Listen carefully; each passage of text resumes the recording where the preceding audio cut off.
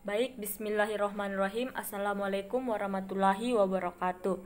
Perkenalkan, nama saya Ibnu Umar dengan NIM 22133003.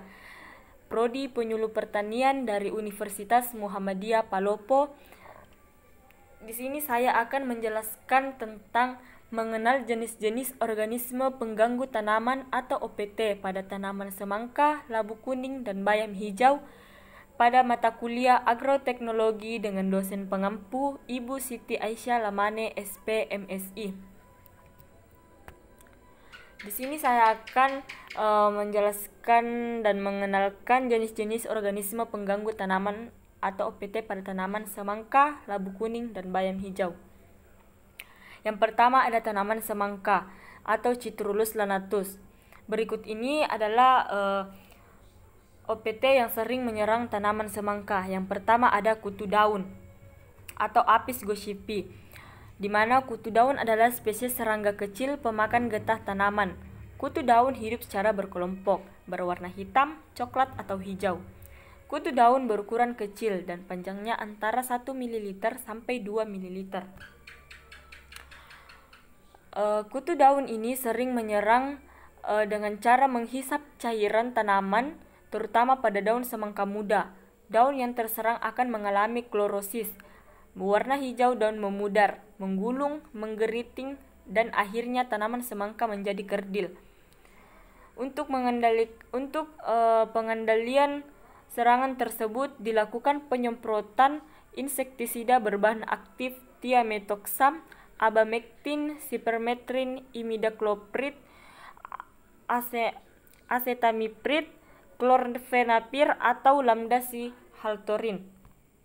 Kemudian OPT yang kedua itu ada Thrips atau Thrips tabaci lindemann.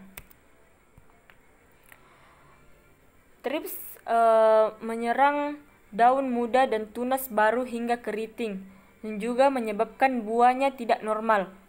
Cara mengendalikan serangan tersebut itu bisa melakukan dengan dua cara, yaitu yang pertama dengan cara non-kimiawi yang bisa dilakukan dengan rotasi atau pergiliran tanaman yang bukan famili Cucurbitacea, mengatur waktu tanaman yang serentak, menjaga kebersihan kebun, dan menggunakan musuh alami. Kemudian yang kedua itu cara kimiawi yang dilakukan dengan penyemprotan larutan insektisida berbahan aktif karbosulfan, fortamanat hidrochlorida, pyrochlorophos, dan imidacloprid sampai tanaman basah dan merata. Kemudian ada ulat tanah atau Agrotis epsilon hoof, di mana ulat tanah adalah ulat yang hidup di tanah sebagai hama yang serangannya menyebabkan pangkal patah.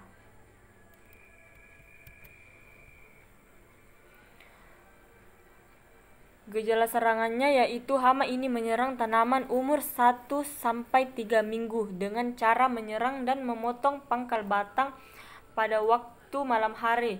Siang hari ulat bersembunyi dalam tanah. Cara pengendaliannya itu dilakukan penyemprotan insektisida berbahan aktif Profenofos, chlorpyrifos, cypermethrin, beta-siflutrin, atau lambda-cyhalothrin. Kemudian pada tanaman labu kuning, OPT yang sering menyerang tanaman labu kuning yaitu yang pertama ada oteng-oteng, di mana hama oteng-oteng atau kutu kuya merupakan kumbang perusak daun berukuran lebih 1 cm dengan sayap berwarna kuning polos. Oteng-oteng sering menyerang daun dengan memakan daun-daun muda hingga batang muda. Serangan parah dapat menyebabkan tanaman merangas dengan menyisakan tulang daun hingga akhirnya mati. Cara pengendalian tersebut bisa melakukan dengan 3 cara. Yang pertama itu menaburkan nematisida pada pangkal batang setelah tanaman terlihat tumbuh. Kemudian yang kedua, memungut oteng-oteng secara manual dan memusnahkannya. Kemudian yang terakhir, penyemprotan dengan insektisida seperti Regen, Curacron, Dursban, dan Matador. Kemudian pada tanaman bayam hijau. Pada tanaman bayam hijau, PT yang sering menyerang tanaman tersebut yaitu yang pertama ada ulat daun. Ulat daun sering menyerang Bayam hijau pada daun berupa lubang-lubang bekas gigitan pada bagian tengah dan tepi daun. Bila serangan berat, maka hanya tersisa tulang daun-daun saja. Cara mengendalikan gejala serangan tersebut itu melakukan penyemprotan dengan menggunakan insektisida sesuai anjuran pakai.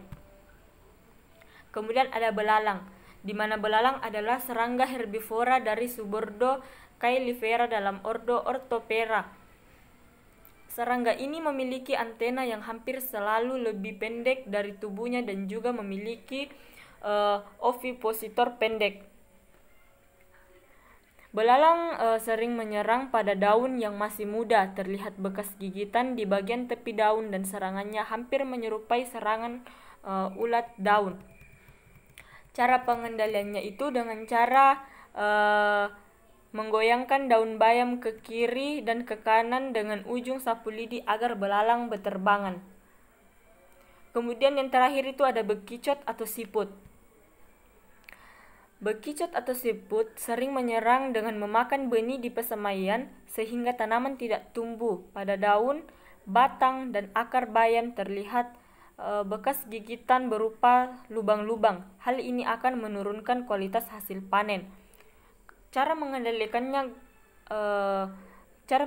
gejala serangan tersebut itu dengan cara mencari bekicot atau siput dan membunuhnya. Pengendalian dengan menggunakan perangkap dari tempurung kelapa berpintu. Mungkin itu saja yang bisa saya jelaskan tentang mengenal jenis-jenis organisme pengganggu tanaman OPT pada tanaman semangka labu kuning dan bayam hijau. Sekian dan terima kasih. Wassalamualaikum warahmatullahi wabarakatuh.